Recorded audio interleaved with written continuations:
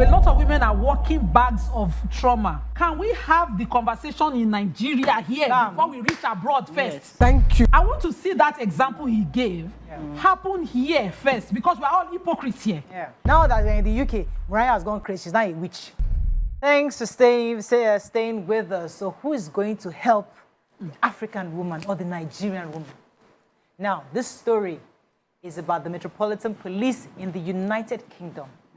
They have issued a warning to Nigerian wives and mothers, urging them against using the police intervention to evict their husbands from their homes.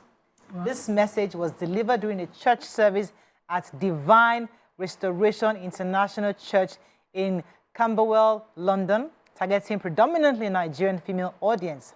Now, what are your thoughts on this? Because there's so many angles to this story. I think our producers would like to show the videos. Let's see if Nigerians have seen some of this video. Okay, so while that video is ongoing, there was another tweet on X by a gentleman called the Odin. It says that, being in the UK, I have noticed more Nigerian women reporting their Nigerian husbands to the Metropolitan Police.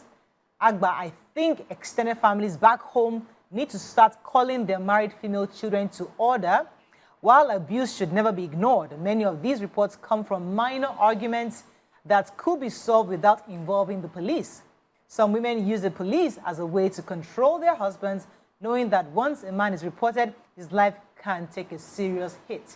What are your thoughts on this? You can call us on the numbers on your screen, 081 0764 1679, 090 241 63440. You can also tweet to us at TVC Connect. Please hashtag YourViewTVC so we can read your tweets.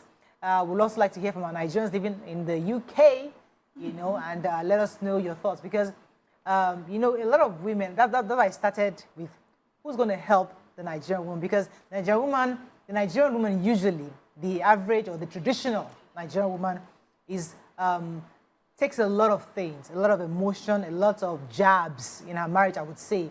But she's raised to take it in, to be able to contain all the various emotions that come with the marriage. Because she has said, listen, they tell you that the marriage is as in, when you get married, it's like a university.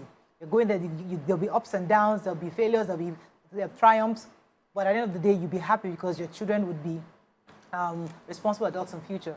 So when you now go to a community where women are respected, are regarded, you feel you have an opportunity to speak.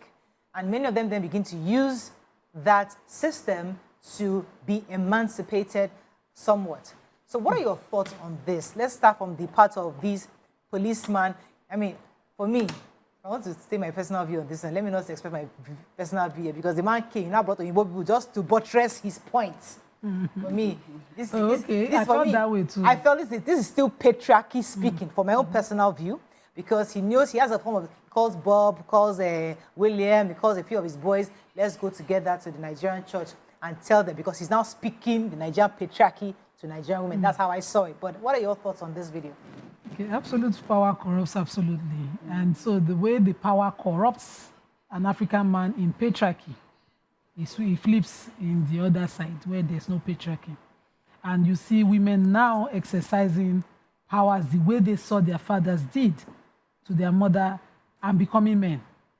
It's very sad. We've been seeing the videos. Yesterday I saw a video of a woman sitting on top of her husband, slapping the living daylight out of him, continuously asking him to shut up. It's impossible here. Even if it was a woman rapper, so-called, you cannot slap him too. Here, his mother will establish patriarchy. Himself, he will correct you. Let me not use another word. His friends will not allow. It's not possible here. His driver self. Is it the houseboy, the madam? Wait, the ordinary woman like you. So it's lack of kindness being rewarded or retaliated. That's the way I see it. So you're a good man at home. You're married to a good woman. There are no traumas that she's carrying to any abroad to go and become empowered suddenly and flip on you. Yes, the person can change by company or any other influences, but it is difficult for a kind person who has experienced kindness to go out and reward kindness with evil out there, because, laws have changed. what we see in most of these women, because I like the fact that they bracket a particular tribe. This is the tribe that in some homes you are on your knees when daddy is sitting. When daddy's mothers come, you need them. When they finish, they'll tell you, because women here establish patriarchy, how you should be soft-spoken when daddy is cheating you. How women never get to speak. Sometimes you're trying to say the truth of what happened, and they're telling you, keep quiet, keep quiet. You are quiet, and you're quiet for life over certain issues. The moment you cross over to where you cannot be quieted, you become a beast. You start to shout, you start to do all of that. So I've always said it because we had a guest here, and I was saying, address the unkindness from home. We need to change here. A lot of women are walking bags of trauma. I saw a woman over the weekend who was remanded over a domestic issue in prison because as the complainant was her ex-husband who would not let her be. And if that kind of woman were to remain in such a marriage and get to a law day, what would she be? I'm not saying she should be excused. I'm saying let's stop triggering this reaction that we are addressing now as the action itself, as opposed to, addressing. Nobody sits and wants to address a man. It's called you're being a man in your home. And there are better ways of being a man. A man is accommodating, is responsive, is responsible, is kind. Those are qualities of manliness that, establishes you as man of your home, not the that you come every time you're shouting everywhere. Let me come to you, Amaka. What are your thoughts, initial thoughts? Okay, so, when for a policeman to be saying that Nigerian women or mothers should not use the police, I hope, because I didn't hear him put the caveat, for me, where there's domestic violence, yes, please do not tell anybody what they should do or what they should not do. You understand? People, when you feel that your space has been violated or that there's harm that can come to you in whatever form, please call the police regardless.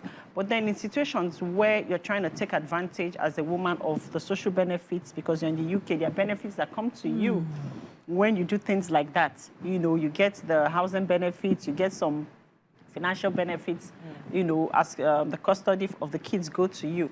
So if you're trying to do that, then that's witchcraft, as far as I'm concerned. And I also second what Nymah said, like people are moving with a lot of trauma where you're already in Nigeria, you're beefing the man gets away with a lot of things, the man is not helping, and then you move over, you decide to jabba, and then when you get there, by the time people start saying one or two things to you, you now say, oh, wow, this is time for payback. Because the same thing happens in old age, even when you're in Nigeria or you're in Africa where there's an age difference. As not something you've not been kind to your wife and something happens and then you expect kindness from her.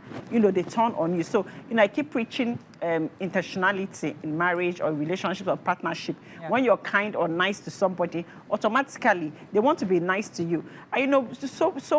We hear cases of bad marriages. Right. A lot and domestic, but then there are also good marriages. You understand? And if someone is enjoying a good marriage or partnership, whatever negativity another person wants to bring or energy to you or tell you, you can do this and get away, you don't want to hear it because there's something you're enjoying. You're enjoying a certain kind of energy and protection. Right. So, yes. What are your thoughts on this? With the policeman. First of all, I want to ask women why they take what they take from here. There is no need. Be who you want to be from here.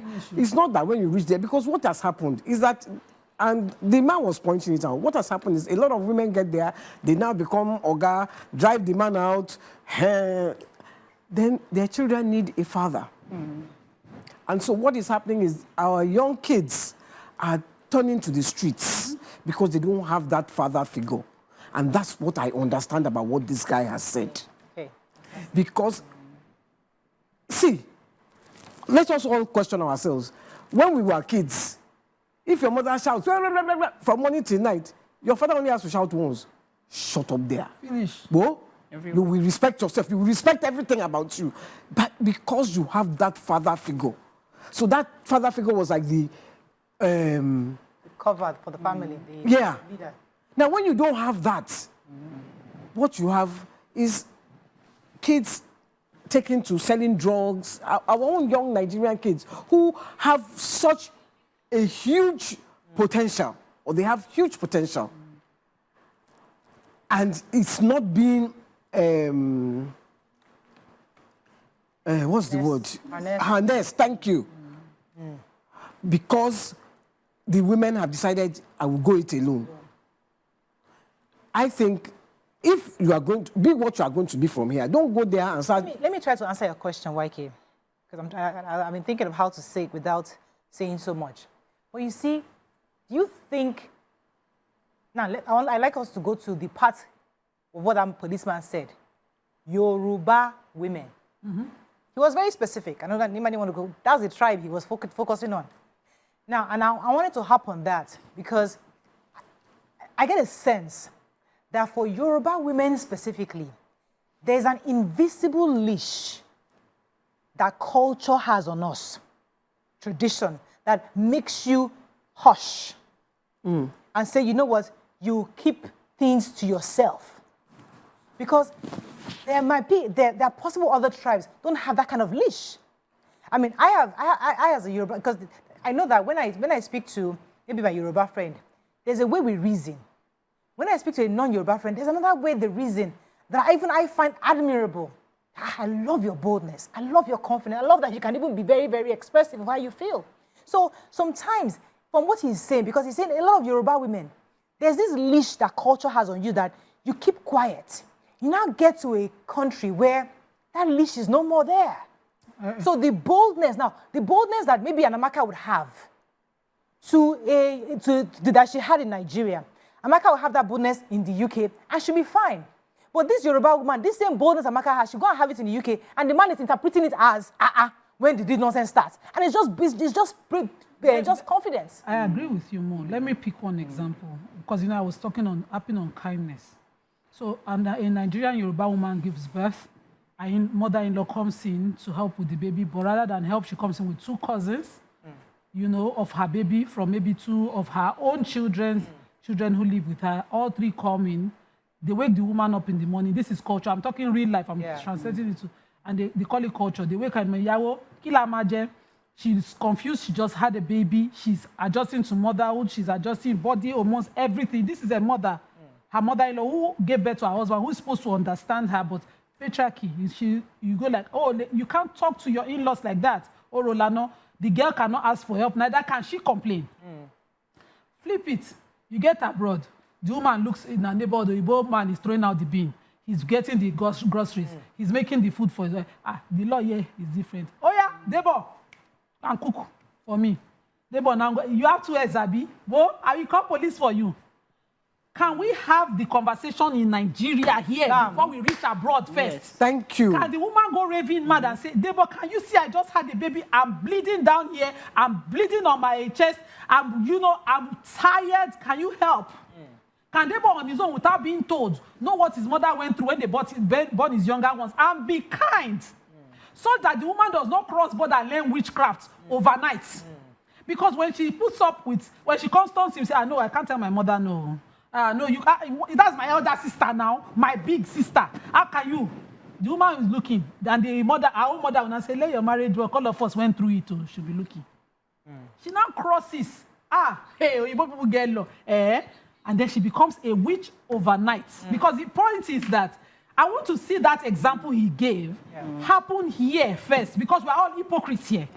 We're here keeping shush under culture. No, a woman doesn't say. You have witnessed something happen in your house, but it's your in-law that did it. Abused maybe a baby, and you want to tell Oga. Oga will say, you cannot talk about it like that. You now get abroad and see where they have a system, where they will pick up that nephew that came to stay with your house, abused baby.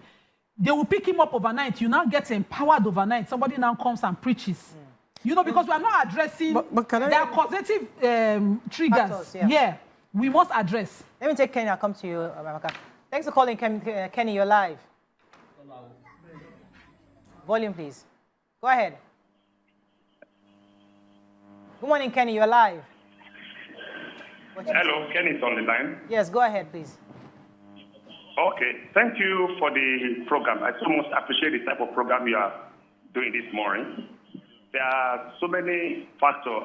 Almost 80% of Nigerians that move to abroad, especially UK, they have the intention of divorce their husband by the time they get to England. Reason being that just like housewives here, our culture in Nigeria is quite different from UK culture. But the Nigerian people, especially Nigerian wives, they fail to understand that our culture is quite different from UK culture. They have it in their mind that when you divorce your husband, you get some benefits. You get some things that you won't be able to achieve within a period of 10 years. So they prefer to go in that way within a period of 2 or 3 years. So when the husband is in Nigeria, so they'll be there in UK, turn themselves to a single mother. So most of the Nigerian women there, they have the intention of turning themselves into a single mother. Because they believe if you're a single mother, you live a free house, you have some benefits. Okay. Instead of you paying like maybe £2,000 in an apartment, if you're a single mother, you can be paying like 600 or 500. But they don't know the procedure that someone will pass through before becoming a single mother. So many factors causing it. Thank you very much. That's a fantastic point. So there's another social benefit they get from that. Yeah. So like Nymah talked about hush, like as in if something is happening, you should address it here before going. You can only address what you know is the problem. We're a product of our environment. I always say that, right? And if you don't know that something is a problem, if you don't even know that if you grew up seeing that when a man beats a woman, that is normal. That's how you continue. And you see everybody around you doing the same thing, right? For example, yesterday I was talking to a colleague, and she said something to me. She said, I grew up. She said, I know I need therapy. I said, no, not just you. I need therapy. We all need therapy. We don't understand that we all need therapy in this country. She said because she's used to the fact that men cheat because she grew up like that her father cheats. So for her, she does not understand why it should be a problem. The most important is that if the person cheats, and then you're not disrespecting her, then you can tolerate it. But then there's a problem, because mentally, psychologically, that doesn't make sense. So if this person now goes to a country where you now see that this person does this, I can do this, there can be actions, there can be consequences to certain actions, the person is going to rise up. They were tolerating that before because they did not know. Exactly. This is something they are used to. So it's not like that they are shushing. But because they've tolerated so much and this is what they do, so they didn't know they had options. Point of the abosi. It's abosi is the word. There's a word in Yoruba. So a woman comes out and speaks up, and her fellow women who are experiencing the same thing, they are shushing. No, it's not about them to encourage it. They'll be like, I've been married 20-something years. My marriage have survived. You are talking to your husband like this. Whereas the woman is addressing her own problem in her own home. Maybe you are an in-law or family friend, somebody there. Rather than encourage that conversation to happen between couple, husband and wife, because they might not necessarily follow your formula. But when they can converse about it, he would be more enlightened because he's in love with her, I assume, and she's in love with him. They might find their way and find a solution. But you are there, you are telling your daughter immediately or your daughter-in-law immediately, hey, when I was married to my husband, nothing like this of such. Shushing her, establishing patriarchy, culture. Women are the custodians. You're establishing it, the woman will carry the problem further, longer than addressing it. I was going to say, so the real problem is the women. Exactly. Not the men. The problem is, because when you see a newly married couple, it's never the father-in-law giving them stress. It's always the mother-in-law on either side. Once in a while. Once in a while. But the father-in-law normally is pushed by the mother-in-law. So we are our own worst enemy. That's how I see it. Where we are supposed to support each other, it's the mother-in-law that will come with her family and say, oh, get up after you have just had baby and cook for me. Not so. Okay. Can we talk to ourselves? Abi? Let me take Barrister Love from Delta. Good morning, Barrister Love. Good morning, ma'am. Good morning, sir. That's your name, Love, right? Yes, ma'am. Go ahead, please. You're live. Now, I got very much interested in the conversation this morning because I'm a victim as well. So, go ahead. We can hear you. Okay. Is this ideology of the Nigerian ladies, first of all? Now, I wasn't involved with a black. I was involved with a white. But we had a lot of white ladies back then in our estate, and then they kept engineering her to do whatever she did. And 6 times I got kicked out. 6. Sometimes we settle back, and then I get kicked out again. It's just like that. And they do it all the time, like the other lady said. Social benefits, a lot of it. And they do it a lot. A lot. I'm Nigerian, full-blooded Nigerian, right? But these happen every time. Amongst now, the whites are the blacks rather, are colonizing the whites in the same ideology. And they are all doing it together, even to their fellow black folks. They'll tell you, okay, he was this person, and when you guys have a baby, pick them up. So they can have all the money and all the fun and everything that comes with it. Thank you, Barrister. I didn't hear I didn't hear what you said. Yeah, But see, I let was me- talking about the benefits too of the Nigerian woman when you kick out a man, when a man. Well, the other has caller, the same- previous yeah. caller also told us that there's a benefit to it. I remember I've shared this story when my father-in-law died in 2017, and my mother-in-law came to live with us, and my grandmother-in-law. You know, people see me and say, "Oh, Maria, how are you doing it?" You know, and for me, when it happened, it was a shock to everybody around me. How can your mother-in-law and your mother and grandmother-in-law be living in your house? It was a conversation starter for a lot of people, you know. And now imagine me and my husband and the entire family now relocating to the UK. The dynamics are different. So if something happens, they'll say, "Oh, she used to be very accommodating in Nigeria. Now that they're in the UK, Mariah has gone crazy. She's now a witch." So the dynamics are different because you are in our society, you understand the needs of your family members, and you are willing to open your home to support your family. But sometimes when you go to a different country, the context and the content is different. The situation is different. The laws are different. The situation, the children, the whole dynamics are different. So is it possible that when these conversations are not had in Nigeria before we start evicting ourselves, that's where the problem is, where we don't resolve it? Because there's no way today right now. There's no way I can go to the UK now with the family I have. It is impossible. We can't even live together. How? Yeah, but because here you have help here. Exactly. I mean, we have support I'm just system. coming from England. I was doing a lot of the work. That's why you lost weight. No, that one is intentional. No, but I was doing a lot of the work. But here I would have people that will help me. There is you and yourself. So I hear you when you say have the conversation here first before you carry yourself to another man's land. You and your husband sit down. I wasn't even talking about having the conversation before intending to jack, but I'm saying the kind of conversation that trigger you to call police.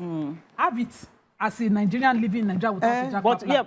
Why I'm saying, and your example is completely different. You have a very enlightened family setup where even them you can have conversations and they allow you to have help. I have seen where a patriarch passes and everybody from Lagos go to Iloke, not abroad, Iloke to the village for the burial. And the men are allowed to gather at a place with their beers and their drinks and chit and chat and this. And the women, they could not even connect us to a tap and bring water for the women to cook. I saw the women carry their buckets. As in go and fetch water, all the women now carry drum. Walk in a very muddy place, far into a place to get water. They brought it to cook. And any woman that says, I can't be stressed, they will name her, they will put her down as a topic, they will chat and talk and shame her. And she's walked out, she started, some of them come with 2-3 babies. They cannot even take one of the baby to daddy. It is, you know, when you see culture not serving at all, where I am from, when we traveled, they connected water for us. I did not even cook for my father-in-law's burial. The women of the community came together to make sure that you monetize things, you know. And I was comparing it. I said, thank God I dodged a bullet by not landing somewhere. So it's some things you need to have the conversation. Let me rephrase my own situation so you understand. Today, my mother-in-law and my grandmother-in-law live in a separate house in our estate because obviously, eventually. But in the beginning, it was not like that. I remember now. And in the beginning, the leash I was telling you about, the cultural and tradition, the cultural leash on me is where that I have to understand that these women need family support. Now, if I was in the UK But at that not time, on you. No, if I was in the UK, at that time, there's a possibility that conversation I might not have allowed it. Yeah. But because I am in the Nigerian context, in the beginning, you I might had no allow it issue. now. I'm Okay, just saying that it might be different. might be This is different. the example. Dynamics are If you were in the UK and they needed to come for medical check, Oh, certainly. and then Yeah. they landed with medical check, they will live with you. Oh, My definitely. point is, when you're in Nigeria and they come to your house, they still establish rules. My mother-in-law lives with me. I had to tell her, I said, Mama, when we were living in separate homes, you know, when I come, you tell me here. This is my own home now. It's absurd when I come back from work and I put my machinery in place, how it will run, that you have changed it all without being responsible for it. So if everything fails and I cannot come back and say, Mama, I'm upset, this thing failed because of you, I cannot talk to you. It's better that you don't change my rules. But you know, in certain cultures, who am I to ask that? Why will you change the rules? Well, let's talk about anything you want. You work, you know what I must accept. Yeah. Well, let's talk about the enabling syndrome of the Nigerian woman. Let me talk about Nigeria because I'm Nigerian, so I don't know about other African countries. But the enabling syndrome nobody talks about. Like Wike said, we enable a lot of things. The problem is the women. Let's start from that because the reason why they have psychopaths and they have narcissists is because you enable certain behavior. If someone is beating you and you don't cry, and you keep smiling or pretending that you're okay with it, they will beat you. They'll keep beating and keep beating. Nigerian women, we enable a lot of things. You're a Nigerian woman, you go to, like you said, you have a baby. Your husband is supposed to have common sense to know that I should help. If we don't have a help, if there's no, your mother is not there, my mother is not there to help, he should get up to help. That's just an emotion that's triggered, empathy, that's triggered in a normal human being, right? This has nothing to do with whether you're male or female. And then here's the woman, you get up in the morning and serve him breakfast. You're overdoing. You're enabling. I love that. Yes, you're overdoing. You're enabling. Because it happened. Because I remember when I had my twins, I told you also, doing the twins, even my own mother, my first child, she couldn't assist me. She was like, I'm busy, go and get your help. She got me somebody to help. But for my twins, I didn't have anybody. I birthed those children myself. Now, some people might complain, how can you? But me, again, the culture, I was humble enough to accept my situation. Say, okay, nobody's here to help me to bath these twins. I took care of them myself. Bath them, I'll feed them, clean them myself. Because other people had help. But you see, there was no way I was probably living in the US. And I had that. I will force my spouse, bath this child, whether you like it or not. He might still say, America, but you will bath this child. You will change diapers. But in Nigeria, I was able to do it myself because the leash on me is that, listen, that is your home. It's cook your home. Just handle your babies yourself. Who do you want to go and cry to that? You're the only one bathing baby. So it's part of that thing that if we enable it here, you've been enabling it here, and you are living well as an enabler. You now travel abroad, you now want to flip. Come on, that's the problem. That's the. Has been enabling Nigeria. Keep enabling when you're going there, when you drive abroad. Exactly. That Mariah has hit the nail on the head because what you have done here, when you get there, the man will even be confused. Yes. You say, what's going on? I didn't bat baby in Nigeria. It's not America. You didn't complain. Bathing babies. You see, this is how women change. Then he will go to his friend. He will say, can you imagine this woman that did it? Nymah, no, they greet me in the morning again. Before you for Nymah, they need down. Nymah go need down. Be who you are. But see, YK, this our place here. That's what you need to keep a marriage. And every woman is a pretender. And I just wanted to talk about that. The pretending. Every woman is a pretender. You know what? It's tough conversation. Let me pause you. Pastor Femi has been holding for a while. Sorry, please Pastor get comments ready for me because I know lots of people. Not every woman. Pastor Femi, you're live. Go ahead, please. Sorry for keeping you. I hope he's still there. Hello, Pastor Femi. Okay. Go ahead, you're live. I'm so sorry for keeping you. Okay. I want to appreciate you and your team. I enjoy you every day.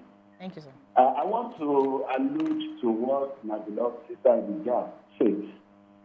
I think we have problems with the so-called culture.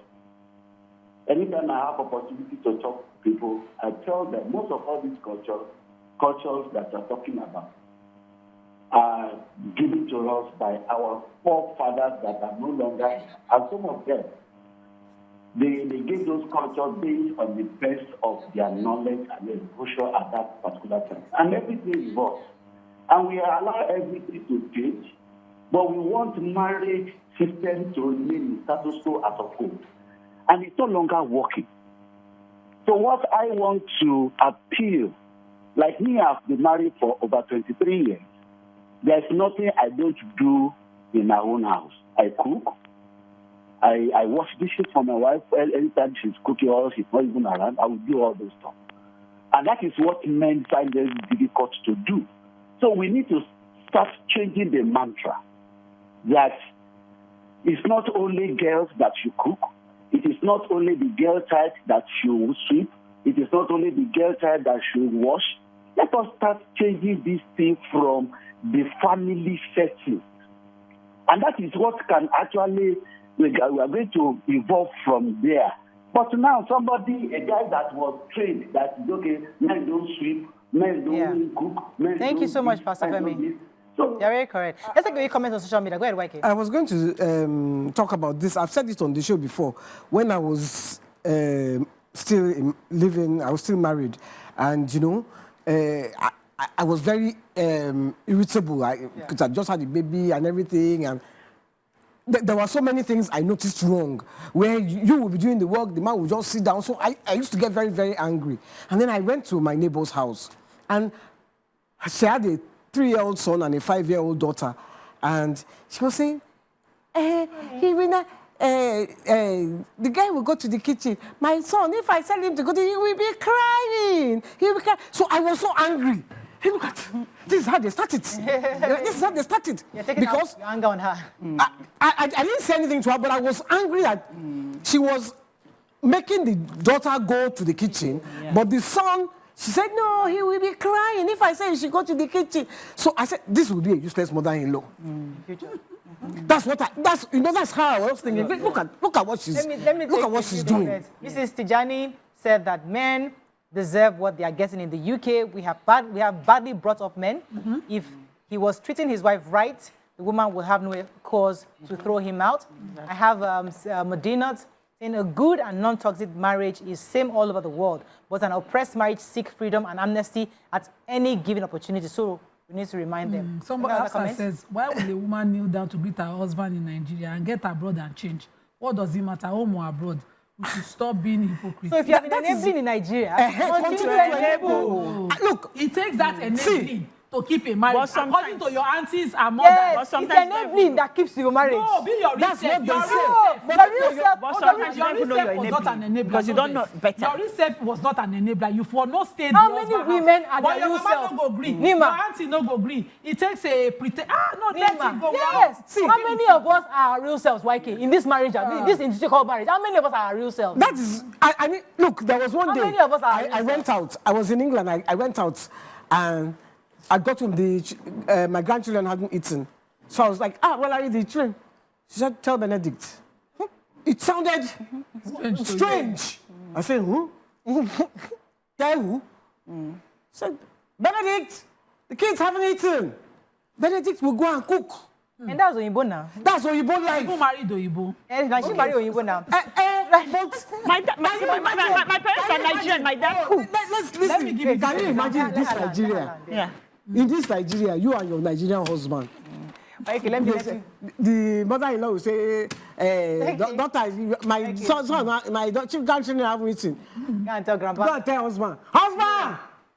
Go and cook. The whole house will scatter. Let me make you laugh. So I'm telling everybody that cares to know that my help is going this December. So the whole house, the kids, my husband, everybody's preparing. So he was telling his sister on the phone yesterday that Mariah has been announcing that help is going. All of us have to start taking care of the children. He said, as regards food, everybody's drinking gari. Like, he's going to buy gari in the house. Whatever, if it's time to breakfast, gari, dinner, gari, just be drinking gari until whenever Mariah is. Because that's his own system. Because we have allowed them we have enabled them to be who they are today. So will I now go to the US with my husband and start saying, hey, go and make breakfast? All of you will drink gari. Let me breakfast, lunch, gari. Olatunde says it's not a tribe thingy, as if other tribes don't cook while the man is seated in sitting room reading newspapers. I don't like that we label it a Yoruba culture, and I don't see it. It happens across other tribes in the southwest. So I will not talk far. Let me not call the tribe itself. Yetunde says, they just sing about it because they know it's not true. A lady may be lucky to marry a guy who did not imbibe that culture. This tribe thing, I have to go on a break. We'll break that tribe thing. I will break it down. Because let me go on a short break. Okay. I'm told that our guest is not here, so we have the floor. Stay with us, we'll be right back. Thanks for staying with us. We're still discussing. I have a comment from engineer Ajibola Tijani. He says that the issue is an abuse of system which was meant to protect abusive relationships in the UK by our women.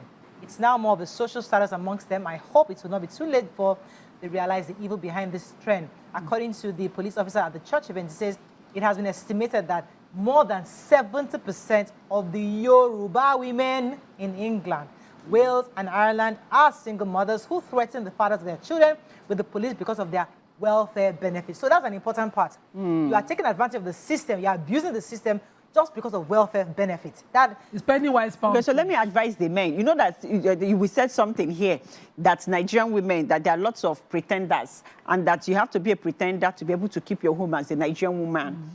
So Nigerian men in diaspora, you need to learn the art of pretending so that you not be kicked out of your house, so that you can sit down at home. Are you getting what I'm trying to say? I'm advising you people. So pretend to be a housewife. Pretend to be nice. Pretend to love her. I want to read two different comments. One is on YouTube. Just Reason says, at YK, some women have also raised, single-handedly raised brilliant kids too. Nobody is disputing that.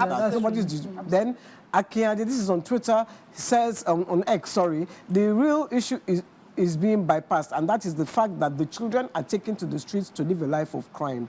How does the escape from the Nigerian culture and the need for the women to feel free by reporting her husband now answer that question? Let's disabuse that.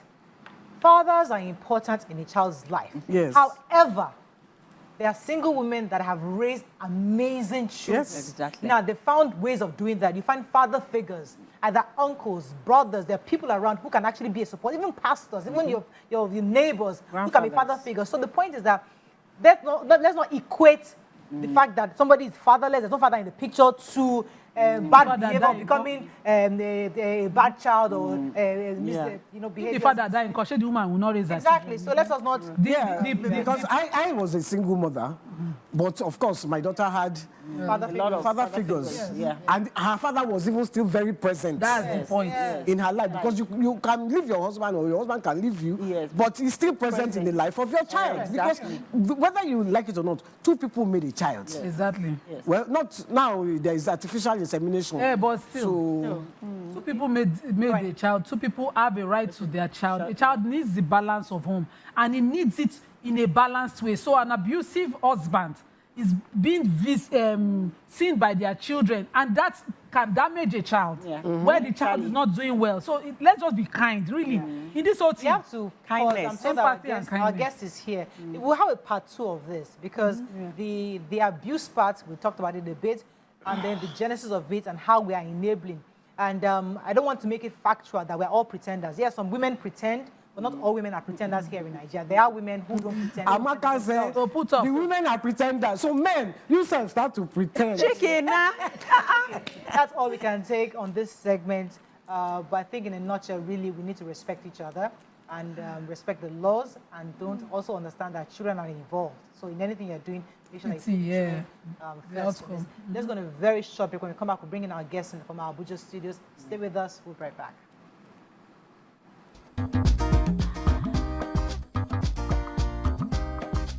Stay tuned. Your View will be right back.